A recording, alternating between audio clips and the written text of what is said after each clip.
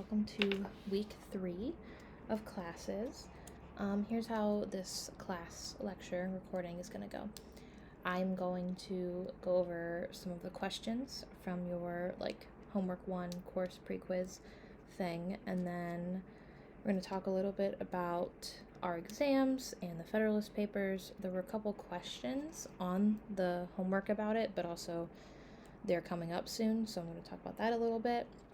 And then we will get into our lecture for the day, which is on citizenship and ideology. So, let me go here just to have something open. Okay, a couple of questions. I'm just going to go through them really quickly.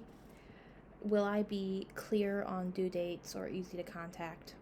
I feel like yes. All of your due dates are right here on Brightspace. All of your due dates are also right here in your syllabus. I also tell you about them in lecture. And then if you're on the Discord, I send reminders the day before something is due. I'll probably send a reminder on Brightspace. Brightspace also should be notifying you about a week before an assignment is due. It will start sending you daily emails saying, hey, you have Federalist Papers due in 7 days. So I feel like that's pretty clear. If you have any questions about that, let me know. Am I easy to contact? I also think yes. All of my emails are up here. I get notifications sent directly to my phone and my computer. Also my watch if it isn't dead. So I get those pretty quickly. Also, if you're on the Discord, you can basically just text me a private message or in the group. That's fine. So I feel like yes, I'm easy to contact. In terms of, I had a question about people having difficulties with their Brightspace and their email page, and I'm not really sure how to fix that for you. That's more of an IT issue. So, and excuse me, I have the sniffles. Down here on the syllabus, where's it at? Oh no, this is not going to be helpful. Okay, hold on. Down here on the syllabus, before the schedule, I have all of our university policies. Tech support is also on here. Yeah, so if you have any tech issues, I would go to them.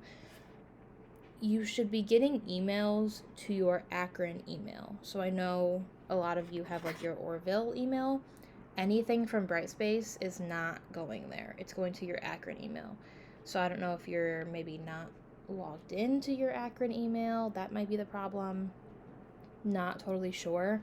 If you want to email me personally, I can try to help, but I would recommend you just immediately go to IT because I don't know much about the tech stuff.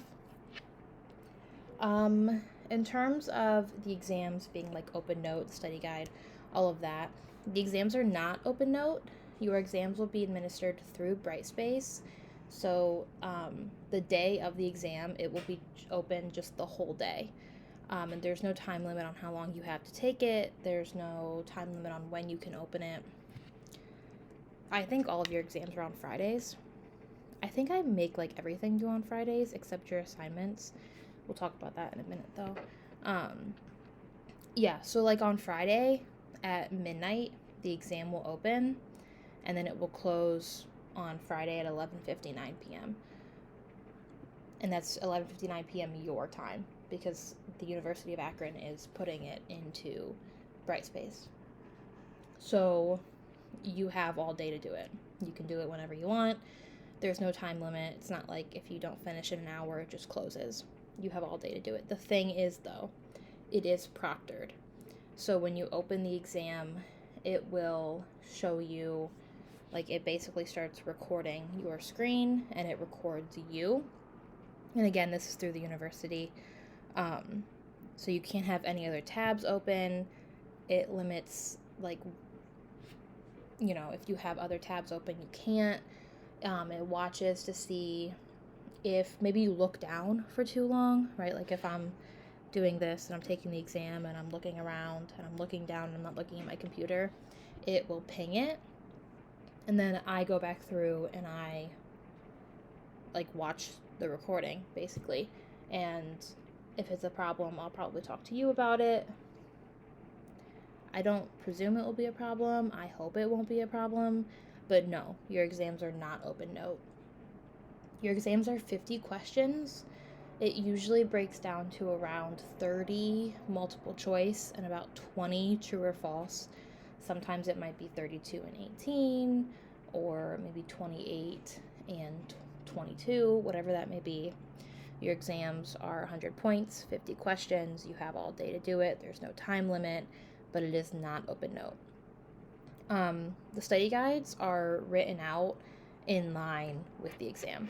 So I wrote the exam, and then I went through the exam question by question, and I added the topics on the study guide. So not only is it just question by question topics, but also it's in order. So the first question on your study guide is probably the topic of the first question on your exam.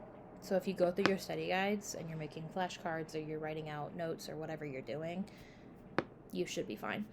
The first exam usually goes pretty well. I will say the first exam is a lot of definitions and like memorization stuff, like maybe about the Articles of Confederation, strengths and weaknesses, the founding of our government, like that kind of stuff.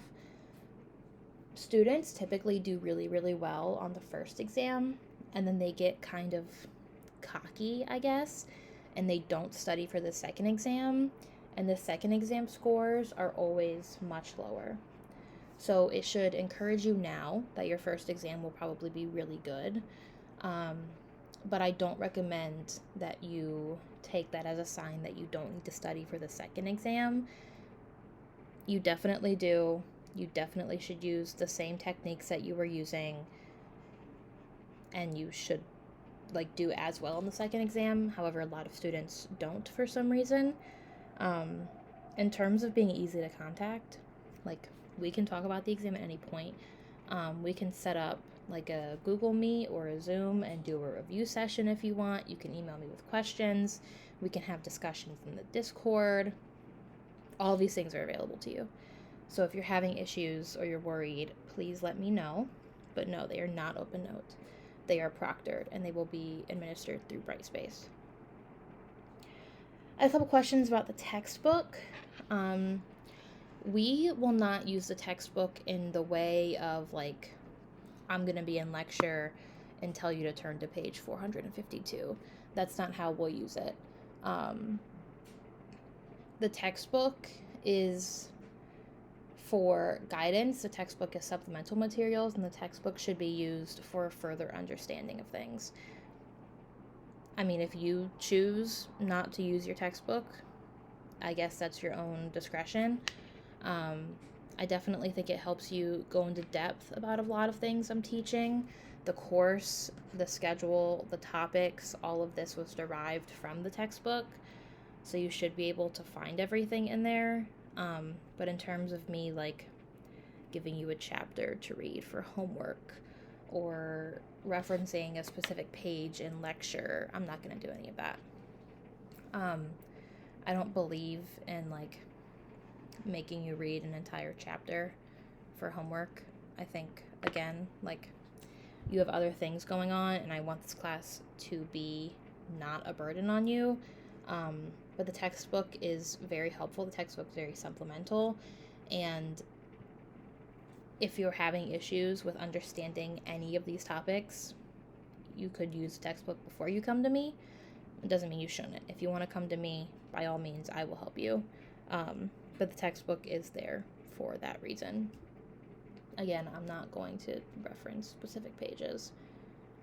I'm just going to give you the lecture, the PowerPoints that are based on the textbook. Is there a group call for discussions? No, there is not. All of our discussions are led primarily by you guys, and primarily through Discord. So I send news articles, I send TikToks, I send things that I think would be helpful to class.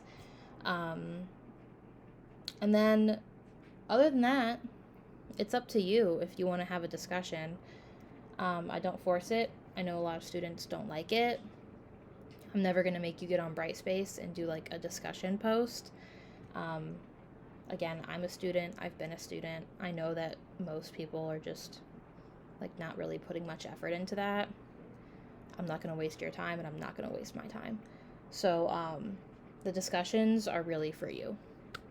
I give you the lectures, I give you the homeworks, I give you the study guides, I give you the essays. Like, these are all things that you should be using to learn.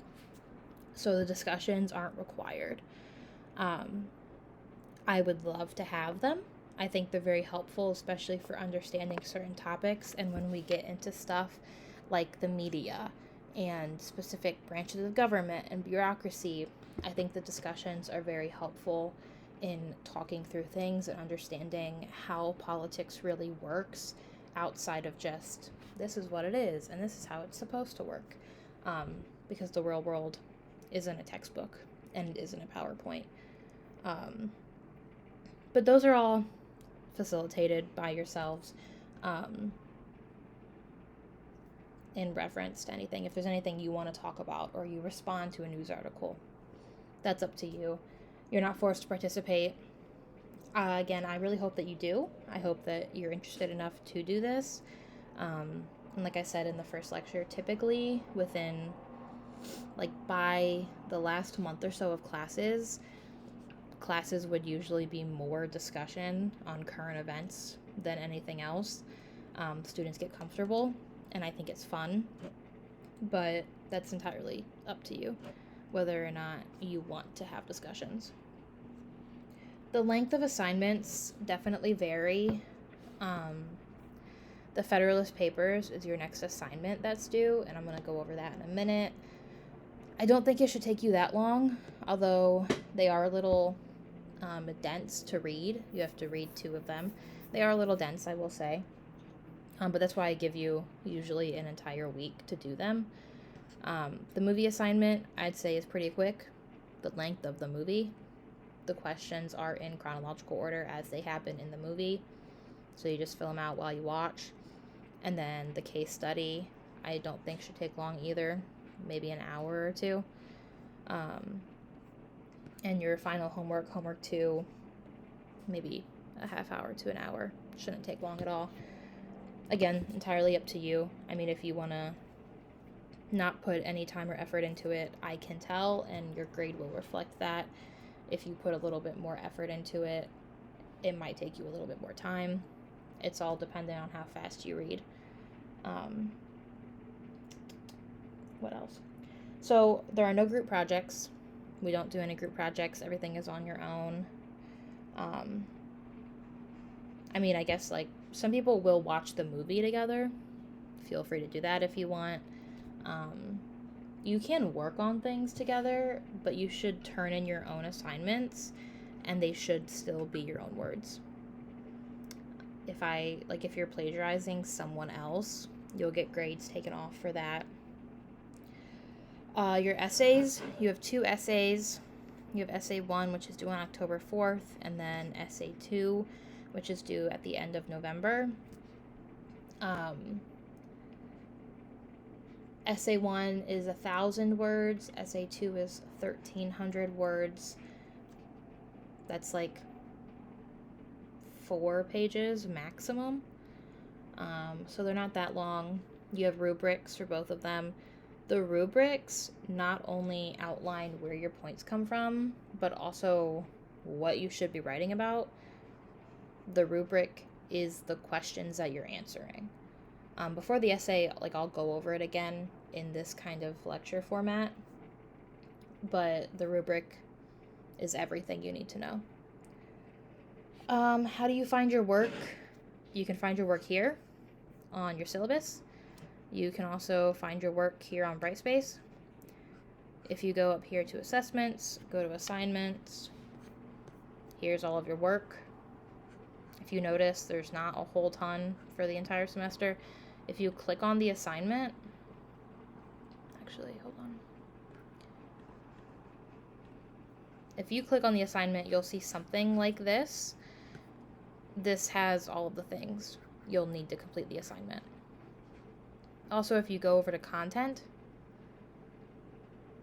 and you scroll down to homeworks and assignments, this is everything you need to complete the homeworks and assignments. So it seems pretty self-explanatory to me. That's about it for those.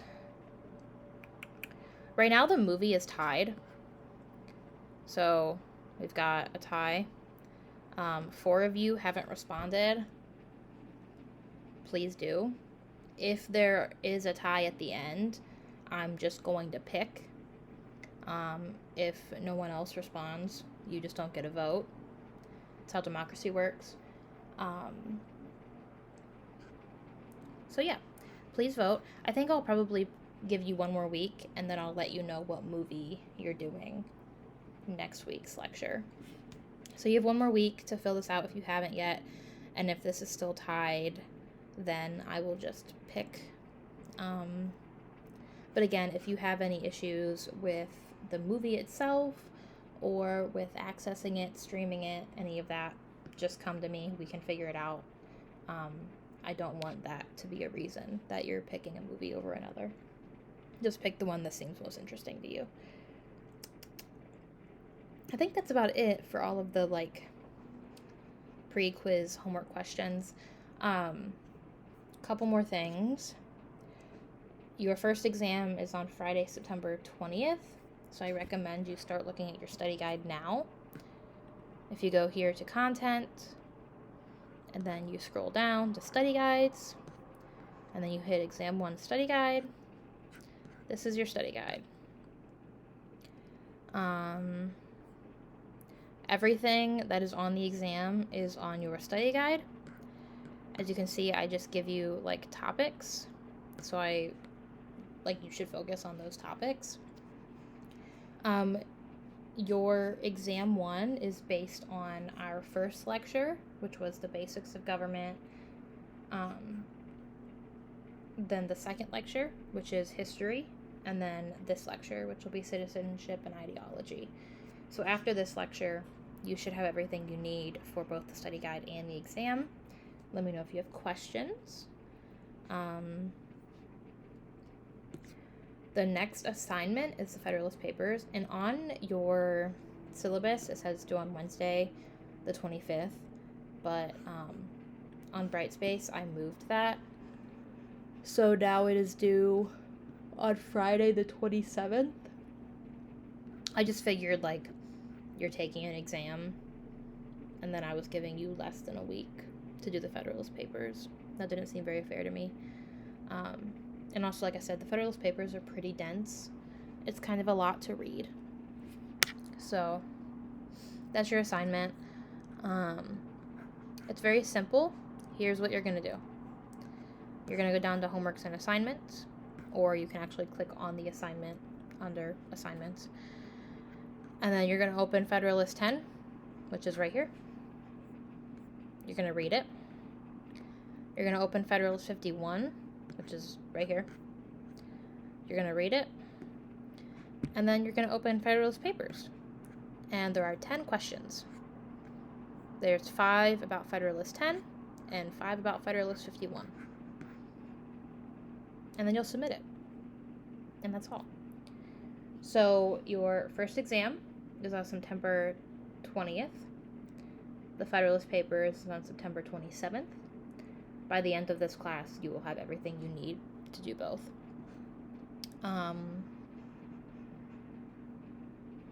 That's about it. I've already put in grades for your homework 1.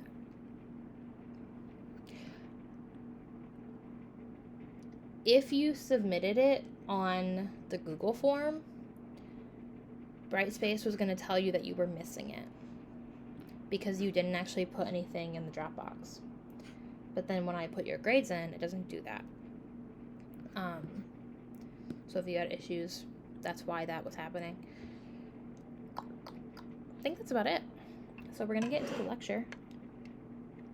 Again, if you have any questions about anything, please email me, or you can write a message on Discord. I totally get that some of you might be like shy, totally understand, works out. But also a lot of your questions you can just ask in like the general group, because I'm sure you're not the only person with a question. I also wanted to make one more note.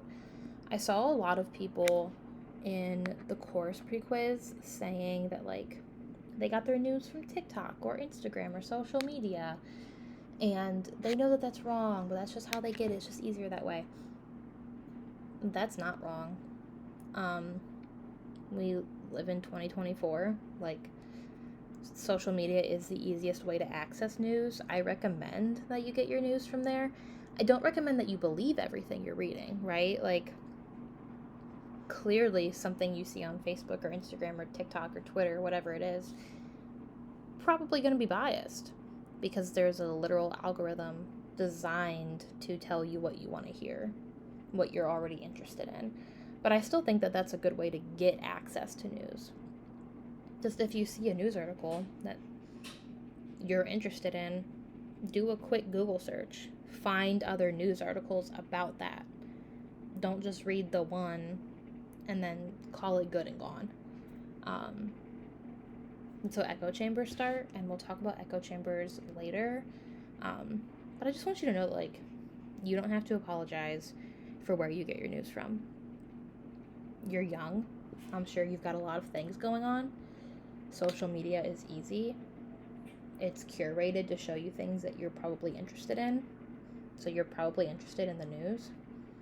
Use it to your advantage. Just know what you're looking at and do more research. Don't believe the one and only thing you saw. I also had a question about what is idealism. It's in our first lecture. It's just like right here. Idealism is the idea that morality is driving human society. So people are taking actions because they believe it is the right thing to do, or because they believe it is the best option for the most people, which is a little bit of a different idea, but it's relatively the same. Whereas realism is the idea of power. So people are making decisions for the sake of gaining more power. If you have questions other than that, like maybe more detailed, just let me know. I didn't really understand what that question was. Okay. So now on to our third lecture, which is again the last lecture of our first exam. So after this lecture, we're going to start doing content that will be on our second exam. It should give you plenty of time to study. So we're going to talk about citizenship terms, the forms of immigration, key American values, political culture, and ideologies. So citizenship, there are like 3 terms or definitions that you need to know about it. The first is just soli, which is Latin and translates to the right of the soil, which is being born in the country. So you achieve American citizenship by being born in America. The other way to achieve citizenship is, the Latin term is just sanguinis. I'm definitely not pronouncing that correctly. But the English translation is right by blood. So you are being born to American parents. Both of your parents are American citizens. This may be the case if, this is just an example, but let's say your parents are American citizens, they go on vacation, maybe they're taking like a final trip before you're born or whatever, something crazy happens, and your mom has you in Ireland. I mean, you're an American citizen, your parents are American citizens, you're just not born in America. I think America, this is the process of learning, guys. We all learn things. I think we actually may not use this anymore.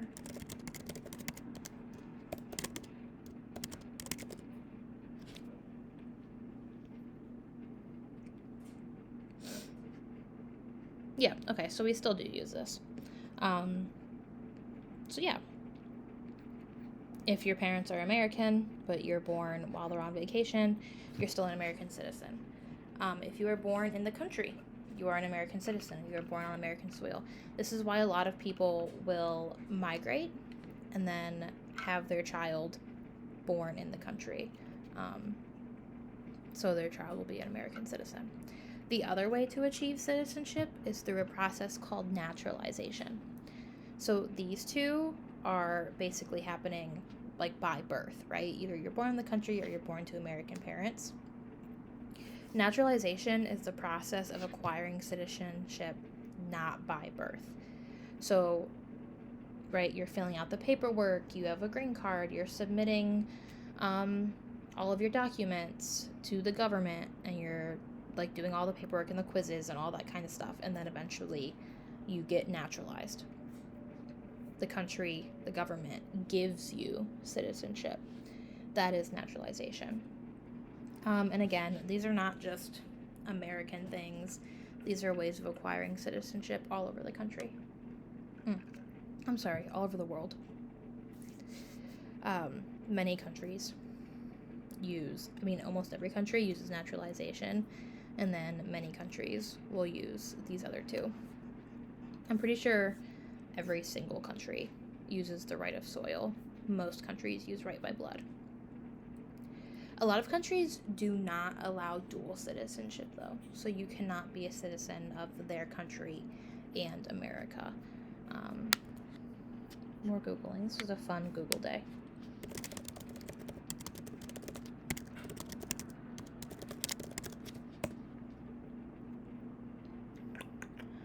Yeah, so Austria, China, Japan, Norway, Saudi Arabia, Singapore, all of these countries do not allow dual citizenship.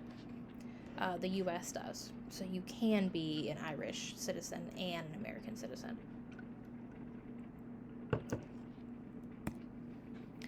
Now we're going to talk about immigration. So there are 3 terms that align with immigration you should know. The first one is immigrants, which are citizens or subjects of one country who move to another to live. Okay, so if you are an American citizen, you move to Canada, you're an immigrant. You're there to live.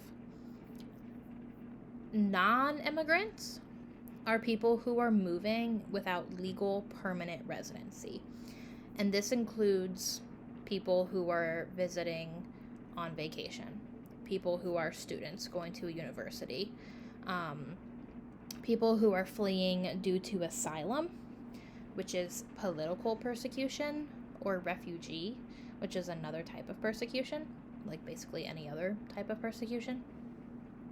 So if someone is entering the country based on asylum or refugee status, or if they're attending an American university, or they're here on vacation, all of these people are non-immigrants. The difference here is permanent residency, right? You're moving to America or to Canada or whatever to live and to work. Non-immigrants are not living there permanently. The intention is not that, right? If you're here on asylum or refugee status, the goal is to eventually go back to your home country. If you're visiting on vacation, you're going to go back home. And if you're a student, you're here for school. When school is over, you will go back home. Now, there are ways, right? If you go to school in Scotland, you're there on a student visa, you graduate, and then maybe you get a work visa, right? There are other ways to stay in the country on visas. But if you're not there to live permanently, you are a non-immigrant. And then the last one is the undocumented, which we hear a lot about in media, and I don't think many people fully understand like what this is or what the difference is between the 3 of these. They're used very interchangeably.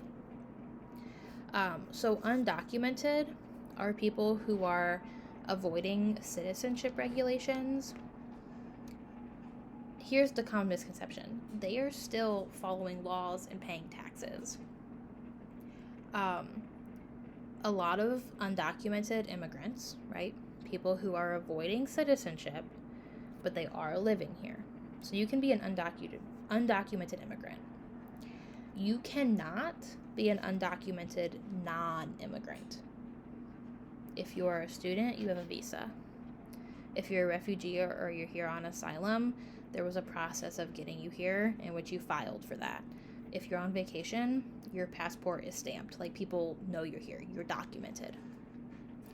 Undocumented immigrants, people who live here, but they do not want to be a citizen for whatever that is, for whatever reason that may be.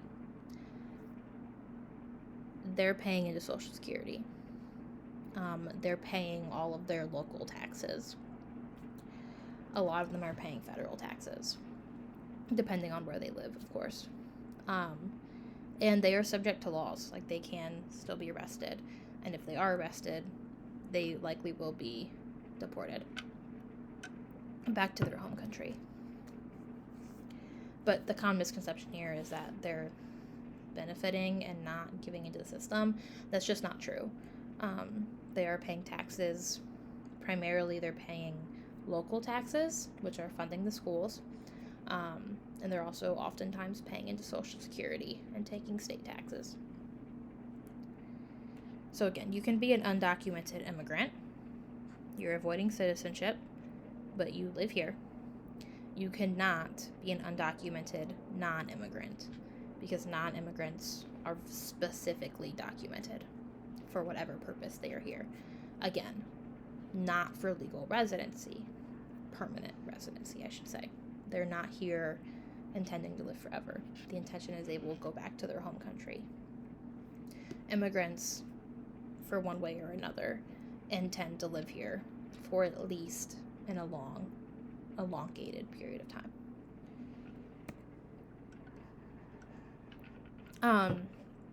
So when we talk about the nature of countries, especially America, and we often talk about the diversity in the country in terms of America being a melting pot. So what does that really mean? A melting pot is blending all culture into one big absorbing entity. On the flip side, there's multicultural, which is recognizing and celebrating the individuality of each culture and preserving their identity. America is doing both of these throughout its history. I would argue that right now we're more multicultural. So here's an example of both of these. Melting pot, you can think about assimilation, and when the country in the 1800s was taking native indigenous groups and putting them in boarding schools and making them they weren't allowed to speak their native language. They could only speak English. They weren't allowed to wear their native clothes. They had to wear American clothes. They were only being taught American subjects. They could no longer go home and live on the reservation. We almost completely wiped out reservations. That's a melting pot. So we're basically saying, okay, we're going to take your culture and absorb it into our own. And we still have moments of that, right? A lot of our cities the names of cities are derived from native indigenous languages. But the core values, a lot of times, were completely absorbed. And they were Americanized. And that was the goal of assimilation. Whereas multicultural, think about cities like in Cleveland. We have Little Italy, which, by the way, Cleveland is a native term, or it derives from a native language. Little Italy, or Little China, or there are big swaths of people who live in Irish communities. If you go down more into mid-southern Ohio, into Amish country, or you go to Pennsylvania where they have Amish country, right? All of these cultures and identities are still being preserved, especially within their cultural group. and they've derived regions to recognize their cultural group and celebrate, and they have festivals and they have parades and they have things that are celebrating. A lot of schools in the Southwest will take entire days and celebrate Dia de los Muertos, which is a Latin holiday, the Day of the Dead, primarily a Mexican holiday, I think. Admittedly, I am not fully aware. But basically, like, that's multicultural, right? We're recognizing that they are more than American. You are Italian or Irish or Mexican. You have other identities, and that is both recognized and celebrated, especially in your own group. So I think America has shifted, right? We used to be a melting pot where we said, no, you can't speak your native language. You have to speak English, or you can't we had a lot of, like, interestingly enough, even though the settlers came to America for religious reasons, there was a lot of religious persecution, right? And we said, no, you have to worship in the way that we do, generally. That's melting pot. Multicultural recognizes these differences. And then the last thing you need to know, I just kind of put nativism in here because I think it aligns well, but it is not directly tied to either of these things. Nativism is the belief that the needs of citizens are outweighing the needs of immigrants. And this is a world movement that we're currently seeing around the world, primarily here in the US. We're also seeing it in England, Brazil, and France. Excuse me. An interesting factor of this is that a lot of nativism is becoming very violent, very aggressive, very exclusionary. And we're also seeing it against immigrants. But again, a lot of these people are actually not immigrants. They're here for persecution, or they're students who are going to school here. But we're seeing this happen all over the world. And again, it doesn't have to be violent. It doesn't have to necessarily be exclusionary. But the way that it is being practiced in these movements is very often violent and exclusionary. I'm sure you recognize this from your homework. So America has 3 core values. The first one is obviously democracy. This is based in our founders, our framers, our revolution, and is generally believed to be the fairest way to make decisions. The second one is freedom, which is obviously in our Constitution, and again comes from our founders. The idea behind freedom, that there are no unfair restrictions, and people are able to make personal decisions without the government's interference. And the last one is equality. Equality in treatment and access, equality in opportunity, but not necessarily an outcome, right? So we're not guaranteeing that if you go to college, you'll be able to make $200,000 a year. We're telling you, you have access to college, you have access to any college, you have opportunity, you can apply. Doesn't necessarily mean that you'll get in, and if you do get in, doesn't necessarily mean that you'll make this much money if you graduate. Maybe you choose a different major, or maybe too many students apply and you don't get in that year. But the equality is in the opportunity and the access. You can apply wherever you want. No one's going to reject your application. You just might not get in. Same thing with, like, how much money you make in the major you choose. You can choose any major you want. It doesn't mean that you'll get the exact job you want, nor does it mean that you'll make as much money as someone who chose a different major. People often think about this in terms of equality versus equity. So a core American value is equality, not equity. You have equal access and equal opportunity, not equal outcomes. And then I want to talk a little bit about political culture. So, political culture is defined as the broad patterns of ideas, beliefs, and values about citizens and governments that are held by the citizens of a country, which is coming from all of our values, right? So, our political culture, the idea of voting, the idea of who the president is and what Congress is doing and schooling, all of these come from our core values based in democracy, freedom, and equality of treatment access. What? Are you? Yes.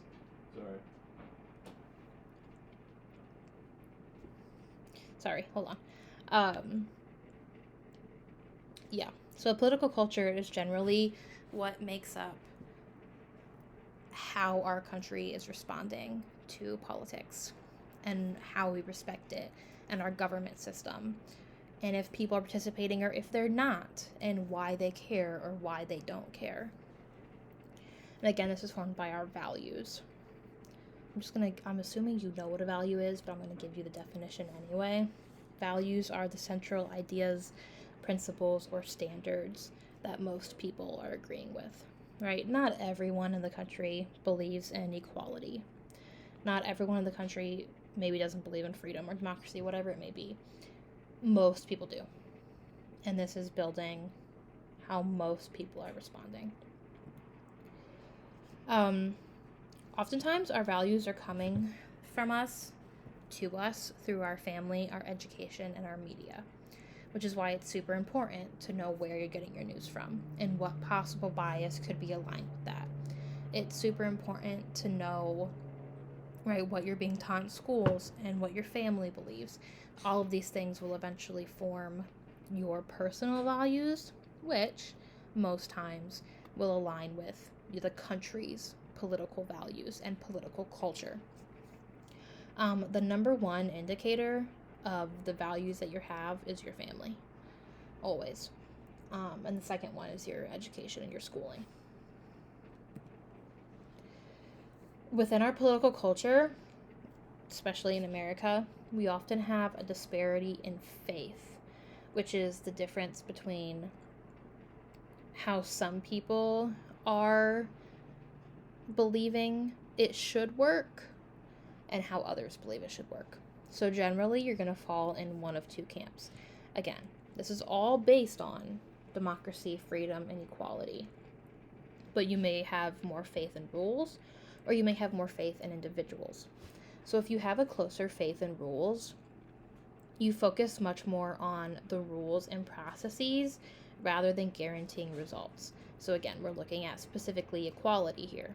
This is just an example, right? You have access to apply to any college you want. It doesn't mean that you're going to get in. But it's not about the outcome, right? It's not about guaranteeing results. It's guaranteeing the processes and the rules of how these things work. We're also thinking of procedural guarantees here, which is that the government assures these things will work, people will be treated fairly, but there is no promise of a particular outcome. We can't guarantee this will happen or this will not happen. It's not about that. It's about whether the system is working as it should, right? Are you getting the right to a fair trial? Do you have access to apply to any college you want?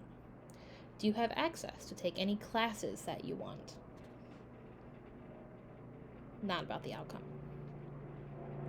Not about whether or not you end up punished for a crime, or you fail the class, or you don't graduate, or you don't get into the university, whatever it may be.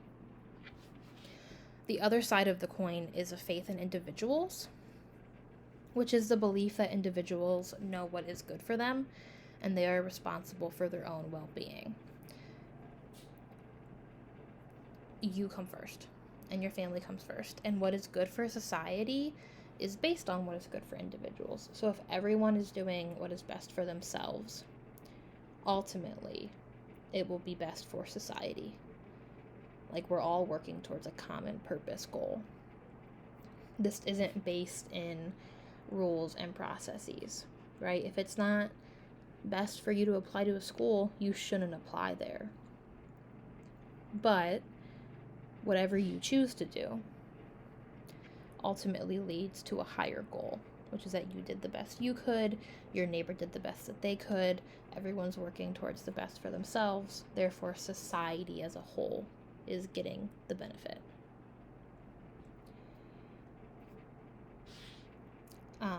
This is, again, usually I say questions, thoughts, concerns, but I'm just talking to myself.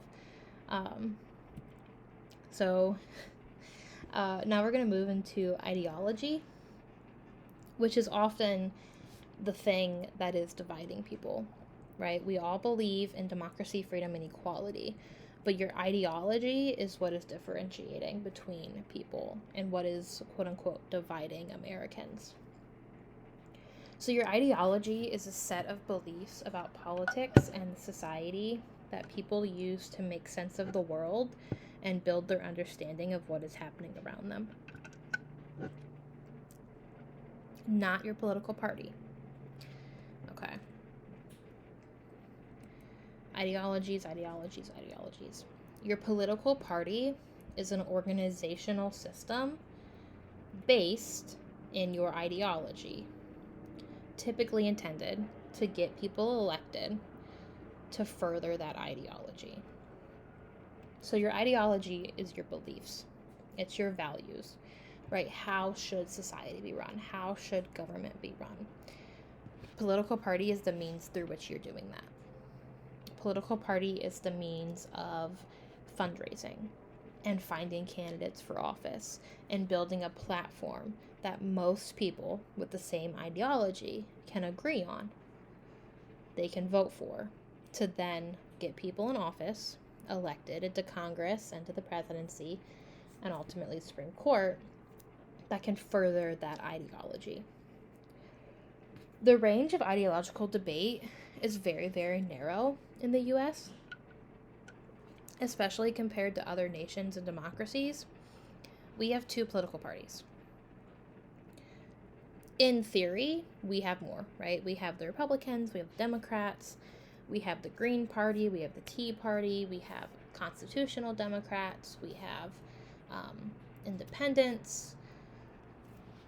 We have all these other political parties. But really, when it comes down to it, we have 2 political parties.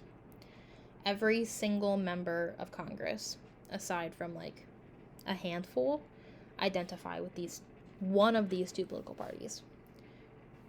All of our presidents are one of these 2 political parties.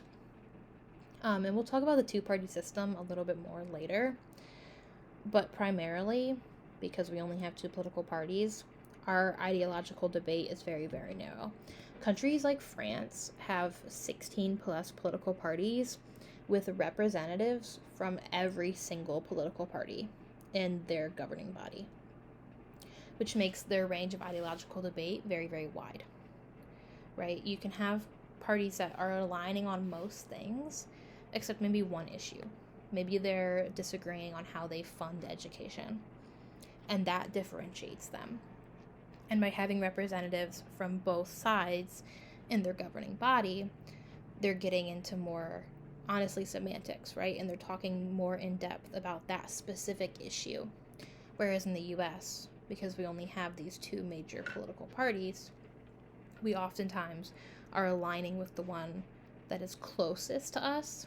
But most people, if you survey, if you ask, will say, well, I vote this way, but I believe more like this. Or you'll have a lot of Democrats who are pro-Second Amendment, right? Like, they believe in guns. They believe in the right to own guns and the right to bear arms and whatever have you. But most things they'll align with the Democratic Party on. There are a lot of Republicans who are pro-choice, right? That's because they align with the Republican Party ideology on most things, except for that one issue. And because we only have these 2 options, our debate is very narrow within them. So, ideology, political party. For the sake of argument, I'm just going to talk about Democrats and Republicans when I talk about political parties, but we do have a couple more. They're just not major. Political party, Democrat, Republican. Ideology, conservative or liberal. They are not the same thing.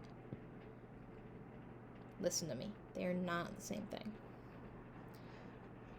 We are going to hammer this home every single week for the rest of the semester. You're going to hear me say it a million times. This will be on every exam. You need to understand they are not the same thing. Republican doesn't necessarily have to equal conservative. Democrat doesn't necessarily have to equal liberal. Most times it does. But they are different things. So conservative and liberal are ideologies, and it really comes down to what they believe the role of government is. So a conservative ideology is trying to favor limited government, generally a little more cautious about change. The idea here being the government should not get involved. The government should have less power. The government should not get involved. Whereas the liberal ideology generally favors the government getting involved, the government taking action, and they're generally more favorable to change.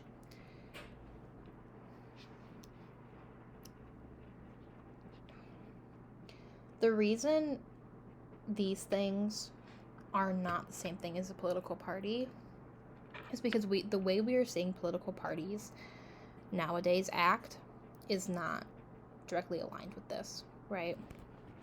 When we talk about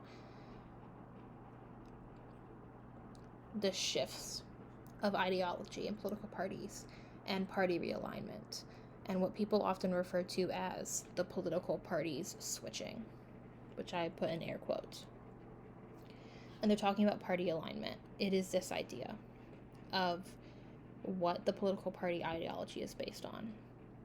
And we are seeing right now a rise in the Republican Party, primarily,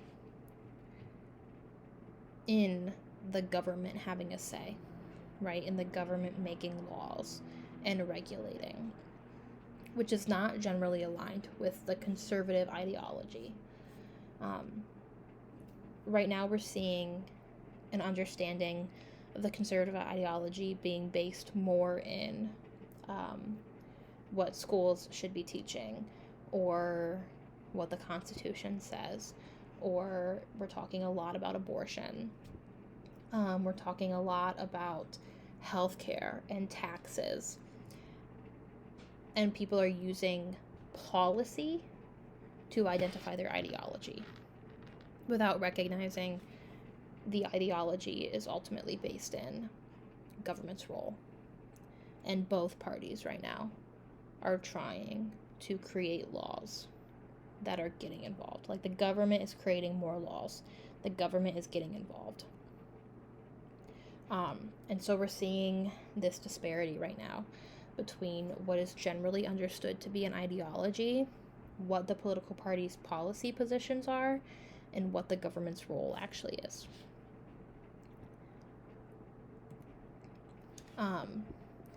If you break down this conservative liberal even further, we get this ideology grid.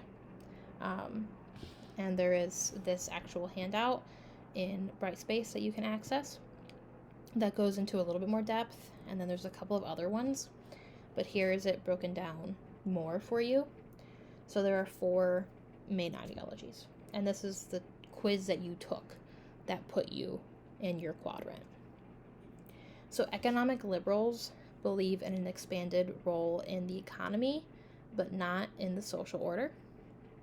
Economic conservatives believe in a limited role in the economy and both the social order. Social liberals are looking at more government control in both factors, economic and social. And then social conservatives are thinking of limited government in the economy, but a lot of government in social stuff. This is, again, a little handout. And I think because we're seeing a lot of shifts right now, where these placements are not necessarily aligned with how the parties are acting today. But you can see a group, right? Like, you can see where different political parties and groups would fall in this. And when you're looking at the graph, you see, right, we have more government control on this side on the economy scale, and more and less government control on this side. This is the social scale. There are other graphs. Sorry, this is the wrong one. There are other graphs here in Brightspace under content, under additional resources and handouts. There's a ton. So I'm going to open all of them. This is a very, very detailed one. This is just the general graphic. This aligns more with actual party and like political beliefs, I guess. And then, yeah, this is the same thing. Okay. So what I'm going to do is pull these up. Where are they at? Oh, here they are. So let's look at the people. This was a good one. All right. So it's obviously a little bit outdated. It's got like Ralph Nader on it. But this is a general guidance of where political parties fall. The little dots obviously indicate Republican, Democrat, and then the people. So as you can see, all of our politicians are falling relatively in the same quadrant, right? Even though we have people running around calling the other side communists or fascists or dictators or whatever have you, like we're all pretty close together here, right? Like the Biden, Obama, Clinton, they're all right here. Rudy Giuliani's over here, like a couple of squares. They're all pretty close. And then if you're looking at like the detailed one, it's going to get blurry, so I'll read it to you. Where is, like, progressivism, right? What we think of as being very progressive is right about here, right on the edge. This doesn't actually have our political parties, right? These are more detailed ideologies. So we have progressive conservatism, eco-conservatism, general conservatism is right here.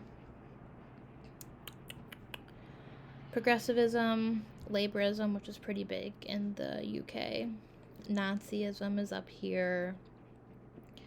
Stalinism, right? Stalin, he's over here. Eco-anarchism, if you remember when we talked about anarchy, that's all the way down here. Anarcho-capitalism, it's all the way over here. So you can look at this more in detail and like Google these terms if you'd like to further understand them. Most of our Russian dictators are going to be up here. Stalin, Lenin, Trotsky. Obviously, not all of them are up here. Aristocracy is up here. The monarchy is somewhere on here, but I can't find it. That might be it, but I can't really read it. Even communism, left communism, is like right here, right? So the idea of how we talk about the political parties in our country and the other side is very, very narrow, right? Liberalism is right here, and conservatism is right here. I wonder if I can find a better...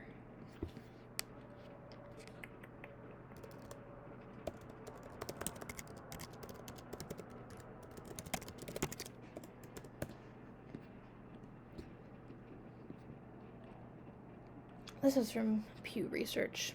Let's see what we've got. Pew Research is a really good source if you guys ever are looking for stuff like this.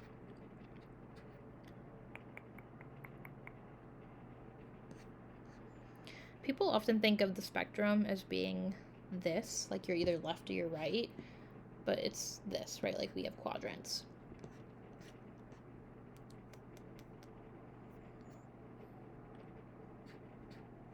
Let's see.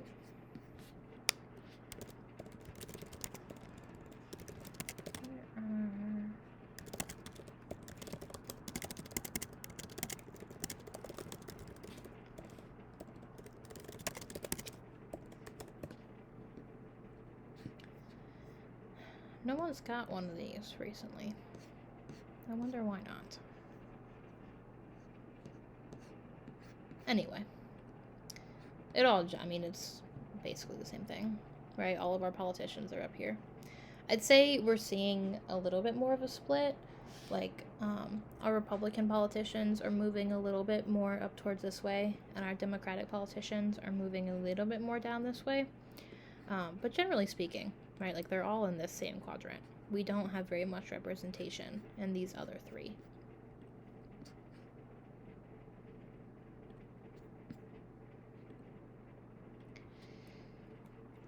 And I would study this because this shows up on your exam multiple times.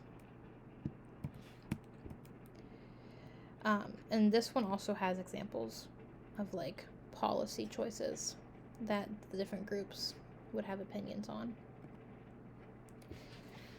So let's come back, right? We have this big quadrant. We have all these different options. We have all these different political beliefs and other sides of the ideology and where you're going to fall. But we have a two-party political system where all of our representatives are falling pretty close together in the same quadrant. And they're out on media calling each other dictators and communists. Why is that? And it's because of our two-party system, which the founders did not specifically prevent this, although they did warn about it. And you'll read about that in the Federalist Papers. It's one of the questions that you'll have to fill out, is like a warning of, hey, this is a possibility, this could happen.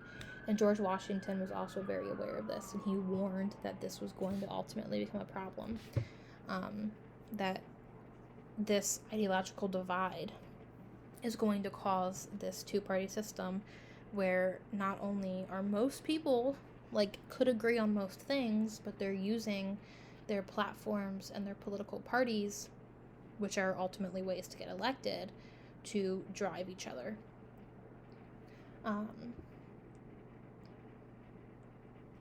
We've always had this. Even when we had like other political parties, right? We had the Democratic Republicans at one time, which was one political party. We also had the Whigs. We had the Populist Party. Ultimately, all of these other political parties were adopted by and morphed into one of the two that we know today. And we see political parties like the Green Party and the Tea Party and the Constitutional Party. They're not able to get on big ballots, right? They can barely get elected in the Congress, which really has 530 people in it. But we're not seeing them gain any real traction on our electoral ballot, on our presidential campaigns. So again, our Republicans have adopted this more conservative ideology that government cannot be trusted and it should have less power. However, nowadays we're not really seeing this as much. We're seeing the Republican Party want to have a say in government and like making decisions that the government has more power in certain things, whereas Democrats have adopted this kind of liberal ideology based in trusting government and wanting government to have a role. The main difference here is that Republicans are saying they're conservative, and they're not lying. It's just the idea of what conservative has altered a little bit, right? Now it's more based in specific policies. How are we handling taxes and education and the Constitution, rather than whether or not the government is directly involved in lives and policy. The Democrats they don't really have anywhere else to go with that, right? Like, the ideology is that the government is involved. And so unless they just stop getting involved, which wouldn't be conducive to forwarding their policy anyway, they can't really be contradicting that, right? Because their basis is that they're involved. Whereas the conservative ideology adopted by Republicans, again, different things, is that government isn't involved. But in practice, right, in order to further your agenda, further your ideology and your policies, you have to be involved. So this is not the fault of the political party not understanding their ideology or not understanding their base. It's just really the fault of our political system, is that in order to further your ideology, you have to have a say in government. And when your general ideology is based in that government isn't involved, that's where the contradiction is happening. So again, what is the role of political parties? Ideology is our policies. How are we treating taxes? How are we funding education? How are we treating religion? How are we treating supply and demand? How are we treating the amendments and gun control and abortion and welfare and social programs? Policies. Ideologies, policies. Political parties are working on the actual organizational system, right? They're making candidates. They're linking voters and the elected officials. Generally, they're supposed to be moderating extreme views. Again, we're seeing this kind of fall apart a little bit with both political parties having members that have more extreme views. But even within this, most people are following in the same quadrant, right? And we're saying, okay, hey, right, you may have more extreme views on either the left or the right, but in order to be a member of our political party, you generally have to kind of give a little bit and be a little bit more moderate. And then they're creating a community of interest, bonding diverse groups, okay? Again, we're seeing stuff like Republicans who may be pro-choice, but they're bonding with other Republicans because of other things, whether that's their religion or it's their belief on taxes or it's their belief on guns or education or healthcare, whatever that may be. On the other flip side, right? Democrats who may be pro-Second Amendment, they're still a member of the Democratic Party for all of those other reasons. Maybe they're pro-choice. Maybe they're religion, their taxes, education, healthcare, whatever it may be. And so the impact of the party system is that we're adopting these ideologies, and the ideologies are so extreme, right? We have ideologies on all of these different quadrants. But in order to be part of the party system, which is the two-party system that is working to get people elected, you have to moderate and you narrow, right? Which is why we have so much more of a narrow ideological debate than most other countries. Because other countries are allowing their 16 political parties to have representatives, and we really only have the 2. So that's all I have for our ideology. So that is it. So now for your exam, you have the study guide. And I'm going to go over this just super, super quickly. Make sure it's everything I touched on. We've talked about all of these things. Divine right of kings, remember, is the idea that a king is chosen by God to rule. And that's why the idea of monarchy and heirs and having children is so important. Because you're literally being chosen to rule. King Charles, chosen by God to rule.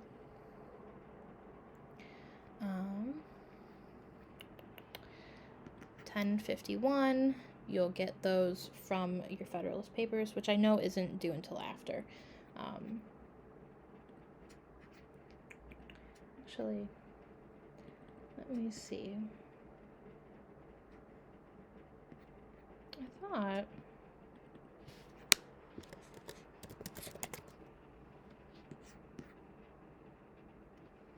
thought we had. I discussion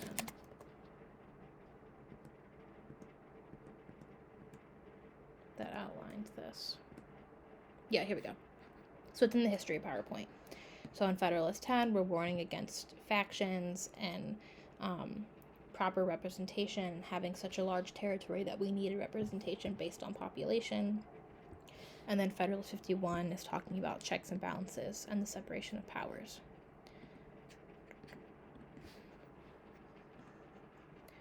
Natural rights and liberties, faith and rule in individuals. The domino effect, which we talked a little bit about, and that is in, I believe it's here. Yeah. Effect generated when a particular chain triggers another chain, right? So when COVID happened, I was in college and no school closed down until Ohio State did. And then once Ohio State closed down, every other school closed down. Colorado was the first state to legalize marijuana. Once they did it, everyone else did it. Now Ohio's done it. It's a domino effect. What else? Okay. We didn't talk very much about the census. The census is what is filled out every 10 years, and the primary goal of it measures demographics. So we're looking at how many people live within a state. And this is primarily used to determine representation, right? We're reapportioning populations. We have 535 representatives in Congress. 100 of those are senators. Every state gets 2. Every state's representation in the House, however, changes every 10 years because the population changes.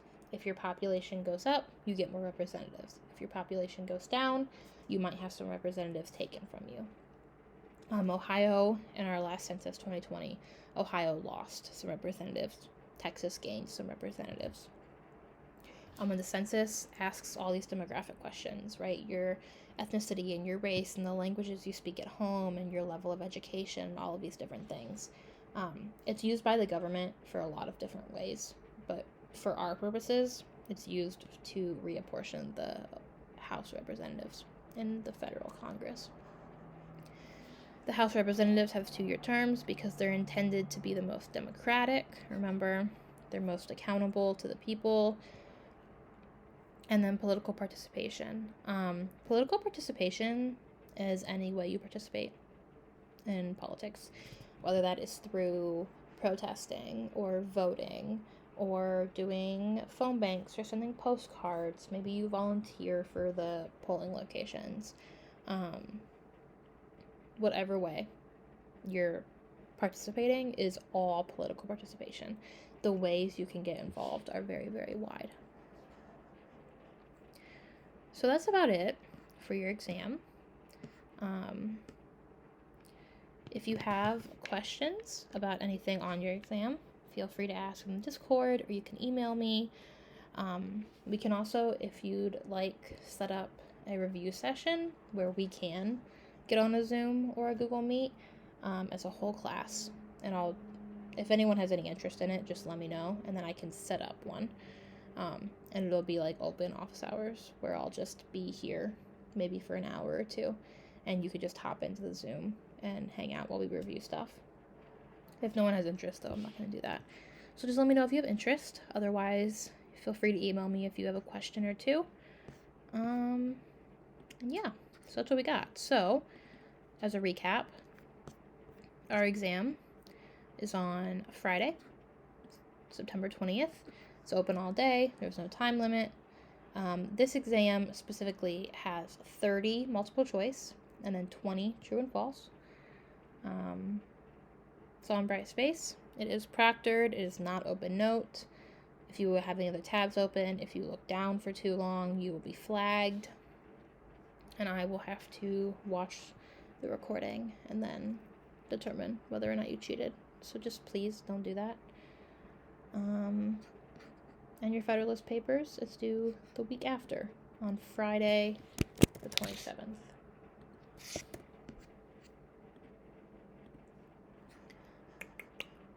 If you have questions, thoughts, or concerns, let me know. Thanks.